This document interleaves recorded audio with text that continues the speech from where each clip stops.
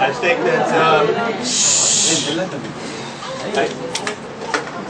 I think that over the last many months, many people have forgotten what this place is.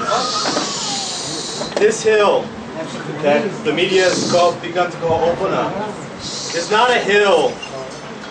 It's not an outpost. This is the very place that the Jewish people for 3,800 years have been carrying a great tradition that our forefather Jacob, who God called Israel on this very mountain, promised him that the land that he sat on would be his and his descendants, and that he would spread powerfully in every direction, north, south, east, and west from this very spot.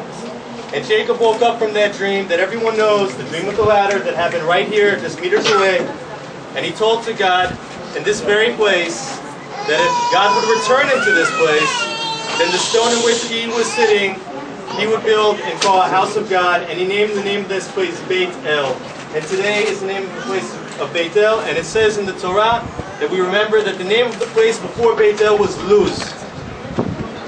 Unfortunately today, the Jewish people after 2,000 years have returned. The people here that stand before you are the very people that are fulfilling the promise that Israel made to God on this very mountain. And today, unfortunately, the government of Israel and the Supreme Court are making sure that the name of this place, Beit El, they would like to see it revert back to the name of its original, to lose. That we should all be losers. That we should all lose that which we've come to acquire over the last many, many years. And I just want to say that the government of Israel may have succeeded in moving the wonderful residents of this hill 500 meters to the right.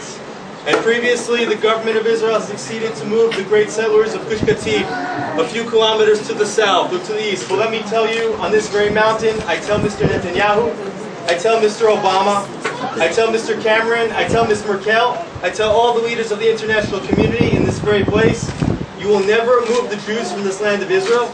We are back after 2,000 years of longing, and we will never go. We're fulfilling the promise that we made to God on this mountain. And we will do it against all odds, against all adversity, and eventually with the help of the entire international community. Thank you very much.